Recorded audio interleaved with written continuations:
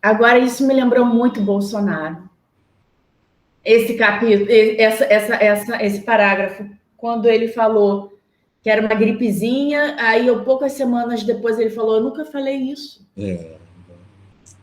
É idêntico, é idêntico. E as pessoas corroboram, isso que talvez é o mais grave, né? É mais grave. Estou te falando, a minha irmã bateu o telefone na minha cara. E eu achei que a ligação tivesse caído, mas ela bateu o telefone na minha cara porque ela não tinha mais argumento contra o Bolsonaro.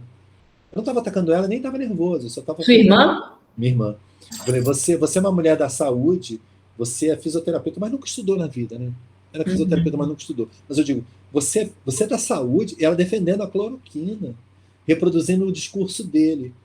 Quando eu ataquei e falei assim, cara, nós temos 500 mil mortos na época, né? Nós estamos em 600. Temos 500 mil mortos, tá? Por que a cloroquina não deu jeito, então? Aí ela bateu o telefone na minha cara. E eu achei que a ligação tivesse caído, porque ela não estava muito legal no telefone, estava no celular e aqui no quarto. Falei, porra, não, cara, ela bateu o telefone na minha cara. Fazer o quê? Faz parte. Bom, mas peraí, mas por que eu estou fazendo essa reflexão agora? Como é que é possível que as pessoas percam tanto essa memória? Essa mesma reflexão nós vamos fazer quando entrarmos no bairro que ele vai parar com o velhinho lá para conversar. Aí eu vou chamar, já vou avançar agora um ponto, que aí eu chamo a tua participação, Paloma. Pode abrir o teu microfone, por favor. Tá? Paloma, tua mãe tem quantos anos? 68. 68. Tua mãe é bem consciente, né?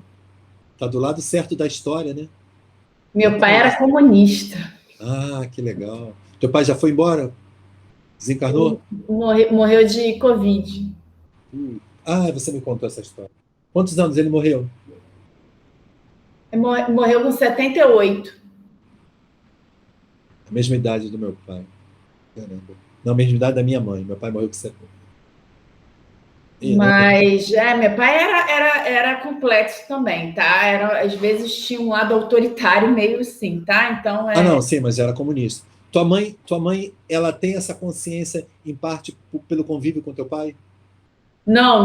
Ela é jornalista, ela teve uma formação também intelectual também, por parte dela. Jornalista do outro lado. A minha mãe era nutricionista. Meu pai era mecânico de automóvel, entendia tudo de máquina. Depois, quando ele vai envelhecendo, ele passa para a máquina de lavar a roupa, que ele amava a máquina. Tinha um ouvido absoluto, como os maestros têm para a música. Ele tinha um ouvido absoluto para a máquina. Qualquer ruído ele parava, olhava, olha, faz isso e isso. Nos meus carros, então, ele deitava os cabelos, sabia tudo. O ouvido humano já estava falhando. Tu falava com ele, não quero, estou escutando nada, fala mais alto. Como é que pode, né? Porque é a questão técnica. Mas repare, por que eu estou usando isso agora para essa reflexão, que é o ponto que eu estou fazendo a reflexão? Quando eu começo a estudar a ditadura militar, que eu entro na faculdade, estou interessado por isso, né? Eu nasci na ditadura, então eu não tenho consciência nem vivi isso. Eu era bebê, criança, e não vi nada disso. Quando eu começo a estudar, a ditadura estava acabando, anos 80. Eu tô filiado ao Partido Verde, com o Fernando Gabeira de volta, estou nas ruas. Eu li todo o Fernando Gabeira aqui em cima da minha estante. Essa prateleira aqui deve ter uns 15 livros de Fernando Gabeira, eu tenho todos eles. Mas vamos lá, eu li todo. Todos os exilados eu li bastante. E aí uma hora me interessou assim, vou conversar com minha mãe e meu pai, porque eles viveram isso. Então quando eu sento com meu pai, pai, fala aí da ditadura, o senhor lembra? Não tem memória da ditadura. Ele não consegue falar, não, era assim, a vida era mais tranquila. Não tinha muito, né? Não tinha assaltos, era menos, a violência era menor e tal. Eu pergunto para minha mãe nutricionista, chefe de serviço de nutrição. Minha mãe tinha uma consciência um pouquinho mais avançada que meu pai, porque minha mãe me conta que quando eu estava na barriga dela, ela visitou um torturado. Ela diz que se sentiu tremer e tal. Eu de fato tenho uma coisa assim com essa relação que vem já da minha mãe. Ela que me conta isso. Como eu sou o filho estranho da família, ela me conta essas paradas, eu absorvi isso. Quando eu converso com ela, ela também não tem muita memória. Como é possível isso? Então, qual é a explicação que nós temos disso? Então, vamos lá. Mesmo minha mãe é universitária, formada, trabalhando nessa linha, ou seja, a vida de dona de casa Ela teve 6 filhos. A vida de uma funcionária pública, ela era do Estado, preenchia tanto a vida dela, cara, que a consciência política dela era, na verdade, era a consciência humanista. Cara, a minha política é a minha humanidade. Eu tenho que cuidar dos meus filhos, da minha vida, etc. A consciência do meu pai era a mesma. Era a mesma. O que eu sei, o que é verdade para o meu pai? Que um homem cresce, forma-se, trabalha, tem filhos, cuida desses filhos e morre. Essa consciência do pai. Essa consciência é uma consciência política humanista. Percebe? Mas eles não têm a consciência do que eles viveram na ditadura, não têm memória. Não tem memória porque eles dois, mesmo meu pai e minha mãe, viveram sobre essa propaganda. Minha mãe ainda tem notícia dos torturados e dos presos. Minha mãe teme que eu me transformasse num revolucionário. Quando tinha passeata, que ela ligava lá para minha casa, para onde eu morava com ela, jovem. E ela falava: cadê o Renatinho? Não, mãe. Mãe, relaxa. Minha irmã, Renato está jogando bola. Ela se acalmava. A preocupação dela era comigo, entende? Mas vamos lá, minha mãe tinha um pouco da consciência. Mas repare que se eu pegar esses trabalhadores, como meu pai, por exemplo, e minha mãe, e botar isso para a grande massa, é o que aqui no romance ele vai chamar de proletas. Essas pessoas não têm essa consciência política, essa consciência dessa realidade. Então, quando nós percebemos aqui essa deteriorização da memória, é porque a propaganda em massa é que faz isso. O trabalho excessivo faz isso. Então, se você quer tirar a consciência de alguém, eu te encho de trabalho. Eu posso até te encher de dinheiro, mas eu te encho de trabalho. Paloma, eu trabalhei em escolas que ela pagava uma merda, R$ 21 hora aula. Ela cobrava do aluno R$ 900 de Em mensalidade. Redenção, tem escolas particulares grandes que pagam R$19 para o Ó, professor. 19. Só que 21, eu estou falando de 2012, 13, 14 que eu saio, eu mandei os caras merda. Mas repare, a R$ 20 hora aula, 21, que eu saí de lá com 21, mas já R$ 20 a hora aula, eles me davam uma carga de 18, 20 tempos. Isso vai dar R$ 2.000 por mês. É ali que ele te engana. Ele te massacra em carga horária para você achar que está ganhando R$ 2.000. Mas repare, nesse R$ 2.000, ele te massacra ainda mais ainda.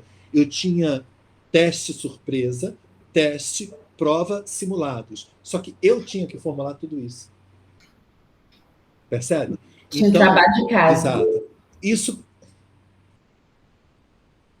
Mas é dele mesmo que eu estou falando, é o Monteiro Lobato mesmo. Vamos dar os pingos nos is. É lá que eu estou falando. Esse colégio, que eu digo que é uma merda, esse colégio, que é mais do que uma merda, esse colégio é que começou a deteriorar minha memória. Gabriel é de lá, né, Gabriel? Agora que eu entendi. E o que acontece? O que eu percebi? Teve uma hora que eles inventaram um quest, que eu tinha que dar questões para trabalhar em sala, e os alunos levaram para casa e falei assim: eu não vou fazer isso.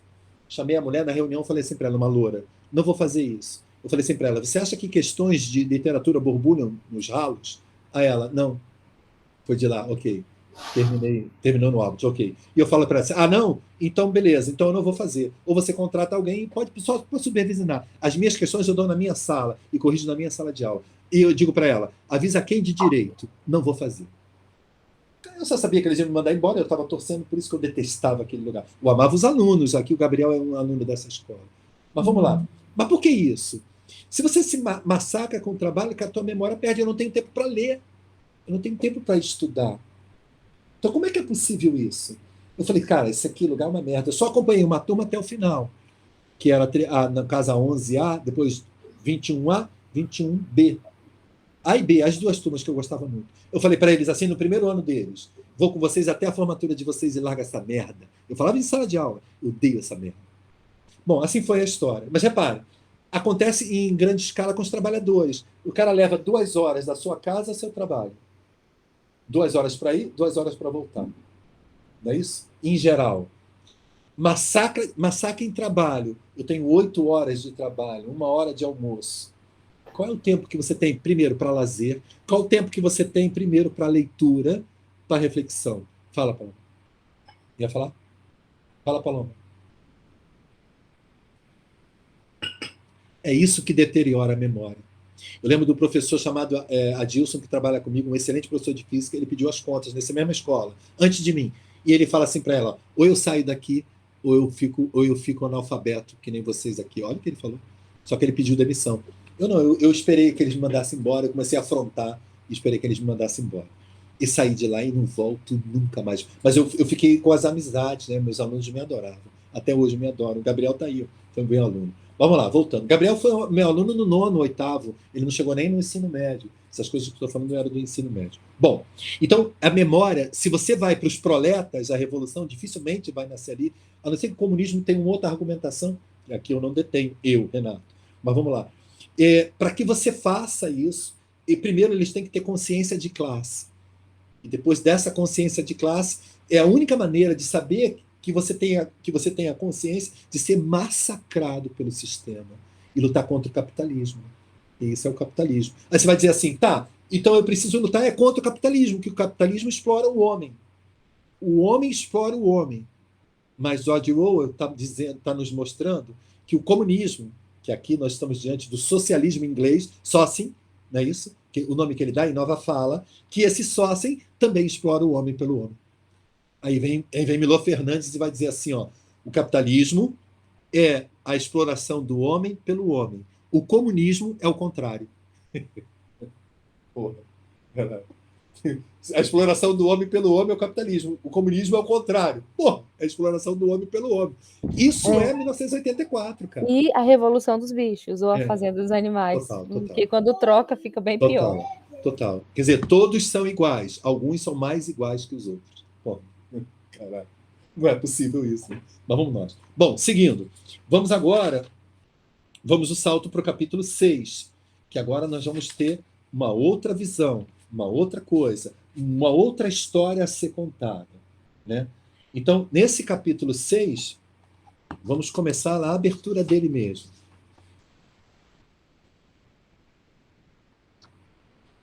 Winston escrevia em seu diário. Então, nesse primeiro momento, o diário parece ganhar grande importância. Eu acreditava na tese que eu comecei a defender antes de terminar o livro, que o diário seria uma grande personagem. Ele é, aqui nessa primeira parte, uma personagem interessante. Ele é a metáfora do microcosmo do próprio livro. Existe uma metalinguagem, uma relação de metalinguagem. Ali o Winston vai colocar a sua consciência. Só que quando você passar para a segunda parte... Já chegou a segunda parte, Paloma? Não. Rai também não. Gabriel não me contou a sua leitura. Depois tu me conta, Gabriel. Como é que você está na leitura? Que o Gabriel me falou na semana passada que tinha adquirido o livro. Mas, enfim. Esse diário vai ser onde o Winston vai depositar a sua memória. Ele vai refletir mais detalhadamente nesse diário, vai registrar para que essa memória sobreviva ao seu pensamento, ao seu esquecimento. Mas, na segunda parte, esse diário já não vai ter tanta importância, porque ele vai entrar num outro campo. Vai mudar a gente relação. Pode ver o diário como uma espécie de manutenção da consciência do Winston, né? Exato. É como se ele estivesse o tempo todo voltando. Não, olha, acontece isso. Não é como você está vendo, né? Consciência e memória, exatamente. Era, na verdade, o diário era, na verdade, também um companheiro, uma personagem com quem ele pudesse dialogar, que ele é tão sozinho. Por isso que eu falei que o grande mote dessa primeira parte é a solidão de Winston. É o único que possui consciência. Mas ele começa. Winston escrevia em seu diário. Foi há 3 anos, numa noite escura, numa ruazinha estreita, perto de uma das grades da estação de trem. Ela estava parada perto de uma porta encravada no muro, debaixo de uma lâmpada de um poste que não iluminava nada. Tinha um rosto jovem, muito maquiado. Foi a maquiagem, aliás, o que mais me atraiu. A brancura que aquilo dava ao rosto dela, como se fosse uma máscara, e o vermelho vivo dos lábios. As mulheres do partido nunca se pintam. Não tinha mais ninguém na rua e nenhuma teletela à vista. Ela disse que o preço era $2. Reticência. Repare que agora a narrativa é muito parecida com a narrativa do capítulo 4, que no capítulo 4 ele acorda, a teletela vai falar assim, cara, tu tem que exercitar. Vamos lá, exercício. Ele começa a fazer um exercício. Esse exercício faz parte da lavagem cerebral. Eu estou cansando você fisicamente, porque você esgotado fisicamente, você não consegue pensar, pô, é simples isso. O que ele faz, o Winston, para sobreviver a isso, para escapar a essa lavagem cerebral também, pelo cansaço, no caso? Ele faz o exercício, mas mantém a consciência em outra coisa. Então a narrativa é intercalada. Ele está lembrando da mãe que morreu. Ele está voltando ao passado, mas está fazendo o exercício de forma mecânica. Aqui nesse capítulo nós vamos ter o mesmo recurso técnico-narrativo. Agora estou falando do drama da narração, da dramática. Qual é o recurso técnico-narrativo? Ele vai intercalar a relação com essa mulher, que nós já sabemos que é uma prostituta, porque nós lemos, né? Ela está cobrando preço. Ele vai intercalar com a consciência e o reflexo do lugar e da sociedade. Aí ele começa, ó. Essa aí ele colocou no diário. Vem agora o texto do livro. É o narrador agora. Repara que estamos diante de dois narradores ternos, né? Percebeu agora como eles são muito próximos? Eu sou o narrador do meu diário e sou a personagem narrador desse meu diário. Mas eu sou personagem de um livro e tenho um narrador. Percebeu agora o espelho que eu estou querendo dizer? Então, olha, o Winston escreveu em seu diário. Quem está me dizendo isso? O narrador. E o narrador está escrevendo isso aonde? No livro, no romance. Tá, vamos ao diário. Foi há 3 anos, barará, barará. Ela disse que era $2 e que o preço era $2. Eu, reticência. Agora volta. Por enquanto, estava difícil prosseguir. O que? A escrita do diário, Winston escrevendo no diário, ou encarar a prostituta, pagar por isso. Winston fechou os olhos e os comprimiu com os dedos, tentando expulsar a imagem que insistia em voltar. Sentia a tentação quase irresistível de proferir a plenos pulmões uma sequência de palavras obscenas, ou de bater com a cabeça na parede, chutar a mesa e jogar o vidro que tinha pela janela. Qualquer ato colérico, barulhento ou doloroso que pudesse apagar a lembrança que o atormentava. Então, peraí, quando ele escreve no diário, a cena que ele vai nos contar agora já aconteceu. Não é? Ele já saiu com a prostituta. Percebe agora? Então, o que está doendo nele? Está doendo nele contar isso para a gente ou para ele mesmo, porque ele está escrevendo no diário. Tu já experimentou, Paloma? Ah, está ocupada, mas você já experimentou contar para outrem ou para você mesmo um ato que te desabona, que te desagrada, um ato que você foi feia, foi mentirosa, foi covarde, uma falha nossa, humana. Já experimentou isso? Como isso dói? Como a gente às vezes tende a melhorar esse ato? Tenta fazer isso com a Bruninha, que é a nossa, né? A nossa psicanalista. Você sabe, olha, eu tive as humanistas que eu passei que eu não sugiro a ninguém. Eu falei isso para ti. E eu tô com a Bruna. Mas eu digo, com a Bruna, pela primeira vez, eu experimentei falar sem pudor nenhum, Paloma.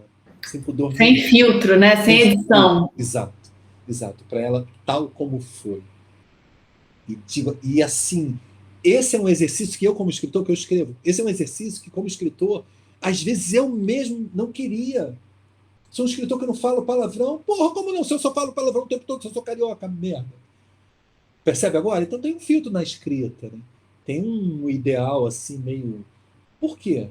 Se os grandes escritores são aqueles que perdem isso, né? Perdem porque a arte é que leva. Eu não tenho que falar palavrão. Mas se o palavrão vier, ele tem que vir como palavrão. Percebe? Então, mas vamos lá, voltando. A dor do Winston, e agora é uma dor humana, ele não consegue digerir bem isso. Essa má digestão, isso que dói nele é o que explode a sua úlcera na perna. Né? É toda vez que ele não consegue caminhar, que essa úlcera impede um bom caminhar dele, né? É que ele está relutando em fazer alguma coisa. Nós chamamos essas dores de psicossomáticas. Né? Esse é o estudo da psicanálise. Mas vamos lá. Bom, então ele não...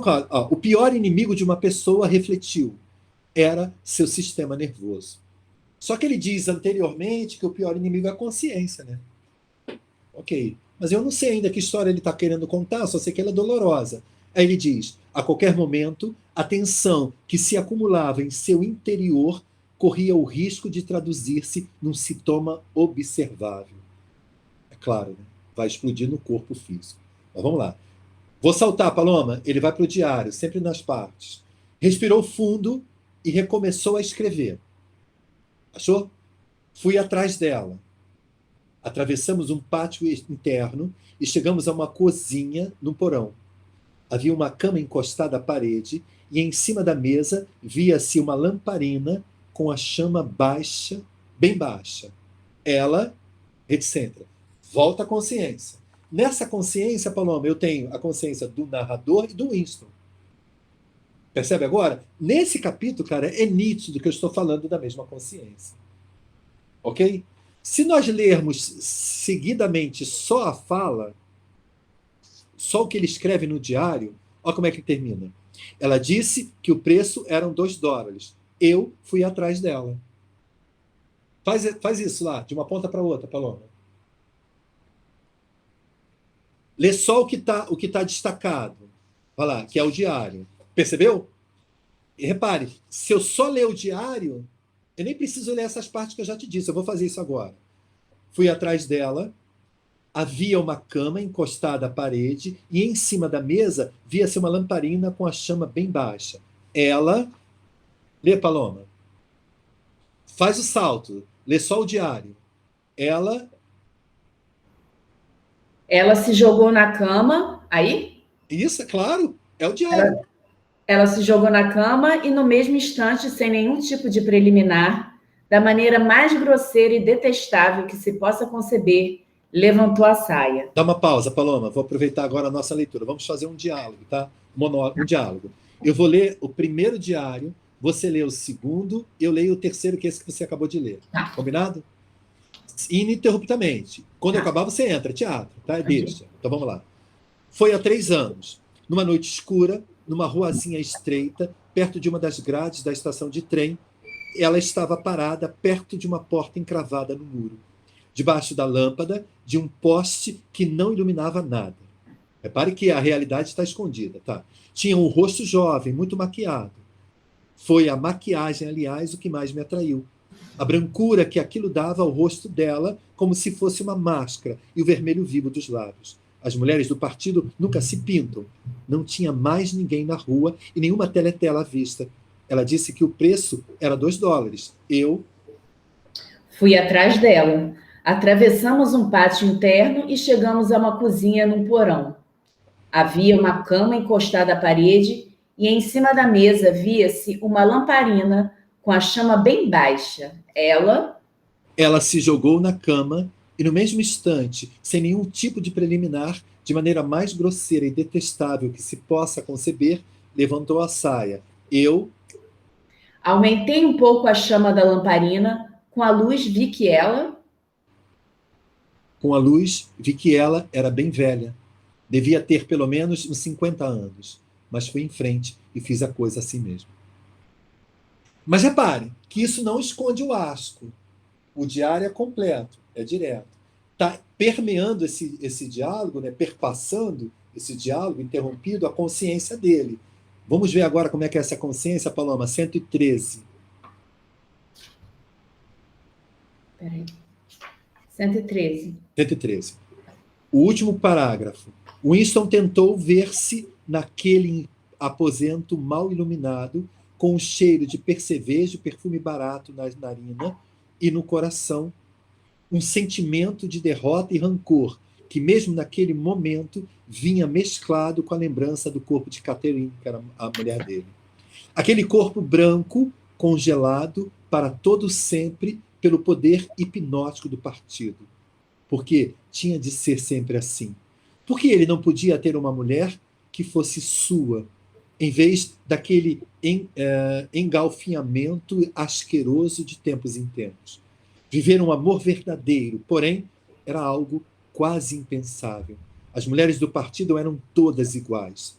Nelas, a castidade estava tão profundamente entranhada quanto a lealdade ao partido. Graças a um condicionamento cuidadoso, iniciado desde muito cedo, com jogos e água fria, com as porcarias que lhes vociferam na escola, nos espiões e na Liga da Juventude, com palestras, desfiles, canções, slogan e música marcial. Todo sentimento natural fora arrancado delas. Isso é lavagem, tá? Isso é repressão sexual.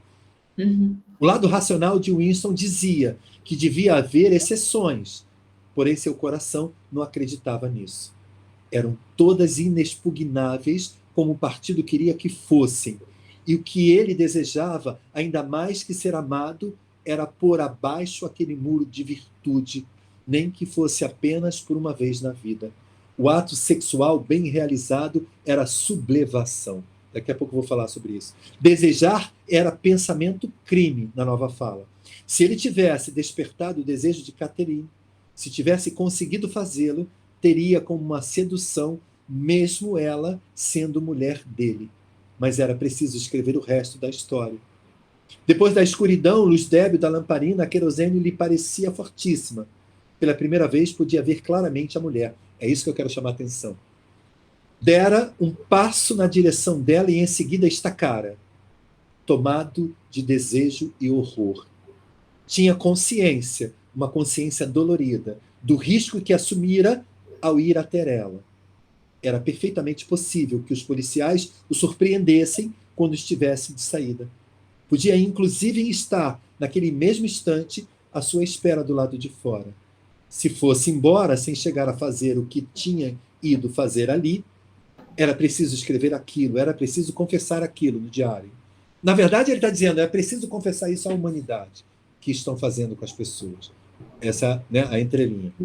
O que ele percebera, de repente, à luz da lamparina, era que a mulher era velha. Ela rebocara o rosto com tantas camadas de maquiagem que o rosto parecia uma máscara de papelão prestes a sofrer uma rachadura. Isso é deformação também, isso é expressionismo. Agora, Paloma, via-se mechas brancas em seus cabelos. Porém, o detalhe verdadeiramente pavoroso era que ela abrira um pouco a boca e ali dentro não havia nada, além de um negrume cavernoso. Não possuía um dente sequer. Winston escreveu apressado e em garranchos. Com a luz, vi que ela era bem velha. Tornou a comprimir as pálpebras com os dedos. Escrevera, finalmente, mas não fizera a diferença. A terapia não funcionara. A ânsia de proferir palavras obscenas a plenos pulmões continuava intensa como nunca. Qual é o desespero dele, né? Ele fez amor, sexo, né, com essa mulher. Ele descarrega uma necessidade, ele não tinha mulher, a mulher dele vaporizou-se, né? Mas, repare, a consciência dele não é só a questão do sexo com uma mulher acabada, era a consciência de usar uma mulher que estava sobrevivendo com isso. São várias consciências, olha quantos dramas. É muito pesado isso. É muito, muito, muito, muito pesado. Agora a gente vai para as duas finais, que é a 7 e a 6. E a 7 e a 8, né? Essas são as mais pesadas. Vamos encerrar. Né? Se é que há esperança, escreveu isso, a esperança está nos proletas. Se é que há esperança, a esperança só podia estar nos proletas.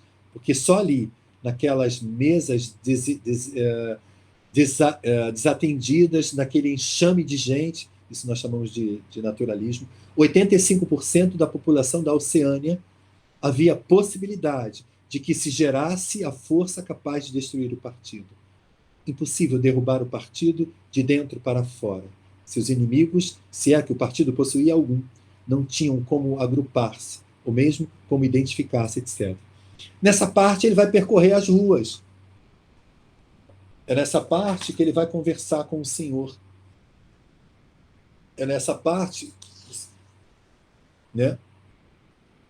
É nessa parte que ele vai descobrir a casa. O senhor Cherrington. Chegou essa parte, né, Paulo? Ok?